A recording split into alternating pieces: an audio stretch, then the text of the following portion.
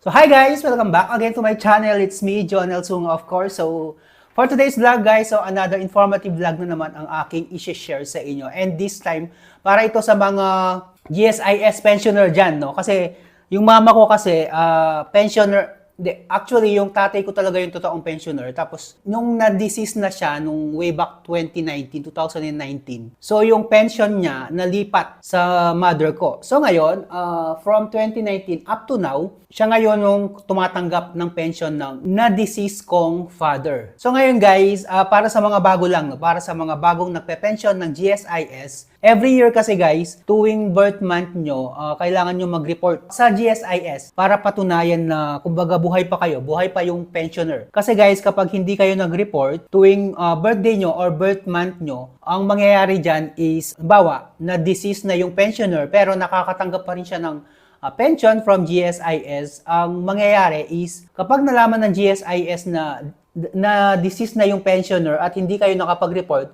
yung lahat ng mga amount or lahat ng pension, lahat ng pera na nakuha ng pensioner during the time na deceased na siya at continuous pa rin yung pension niya is babayaran nyo.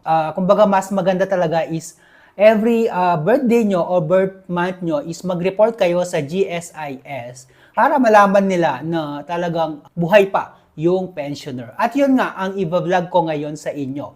Paano nga ba mag-report or yung tinatawag natin na APIR or yung Annual Pensioners Information Revalidation. Yun yung pagre-report ng isang pensioner, GSIS pensioner sa GSIS, kumbaga para magtuloy-tuloy yung kanyang pension. Kasi kapag hindi kayo nag-report, maaaring ma-terminate yung pension nyo. So guys, since yung mother ko kasi is since 2019 is pensioner na siya ng GSIS, ako yung nag-aasikaso ng kanyang pension o yung kanyang reporting. Kumbaga yung process ng APIR kasi guys, hindi na siya face-to-face. So, since nagkaroon tayo ng pandemic, ginawa ng GSIS is, ang process is through online. Even up to now, kahit hindi na pandemic guys, hindi ka pa rin ng GSIS para sa ating mga pensioner, para hindi na sila mahirapan, makapag-report pa rin through online. And this time guys, mas pinadali. Lalo na yung mga matatanda na, no? Yung mga bedridden na. Kumbaga hindi na sila makakapunta sa kanilang branch dahil nga sabihin natin may sakit, ganun, hindi na makatayo, mahihirapan na magbiyahe. Meron tayong dalawang process ng pag-a-appear. Una is yung via Messenger, Viber, or Facebook or email. Tapos yung pangalawa is yung through GSIS Touch. So, ang ginawa ko yung madaling paraan, di ba?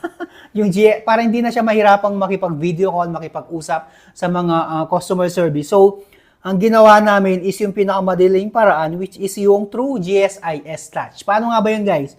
So, unang-una guys, so kailangan muna kayong mag-download ng GSIS Touch app sa inyong Android or iOS. Paano nga ba yung pag-apply ng APIR through GSIS Touch? Please watch this. Ang unang gagawin ay kailangang malaman nyo muna ang inyong BP number. Kapag hindi nyo pa alam ay may mga contact number na pwedeng makatulong sa inyo. Tawagan lamang ang GSIS Customer Service na makikita sa inyong screen.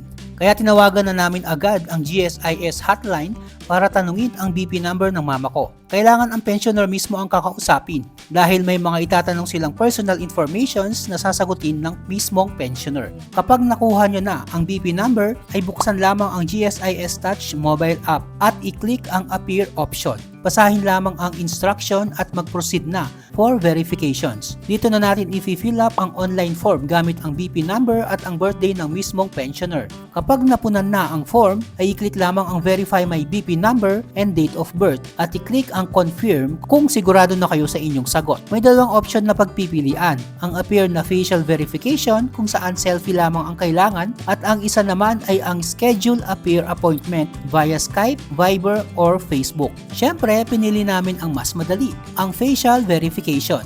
I-click lamang ito at i-check ang I understand and agree to the terms and conditions, then click proceed. May lalabas na self-declaration form, katunayan na kayo nga ang nag-apply for APIR. Personal information ito ng pensioner at kung nabasa nyo na ay i-click lamang ang agree, then proceed to facial verification. Kung ready na kayong mag-selfie gamit ang front camera. Yan guys, ready na mag-selfie ang mama ko in 3, 2, 1. Pagkatapos ng selfie ay may instruction from GSIS na-approve na ang inyong appear.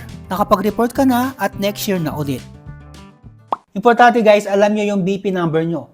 No, if hindi nyo alam yung BP number nyo guys, no, kailangan tumawag kayo sa mga hotline na makikita nyo dito sa aking left side. Yan, yun yung trunk line or yung hotline ng GSIS para makapagtanong kayo ng inyong BP number para hindi na kayo pumunta personal sa kanilang branch. And yun, ganun lang siya kadali guys. So hopefully guys, nakatulong tong video ko na to para sa mga first time no, na mag-a-appear first-time pensioner ng GSIS. So, if nakatulong tong vlog ko na to, don't forget to LSS, like, share, and subscribe. So, thank you very much guys for watching and hope to see you again sa aking next video. Ito pa rin si Jonel.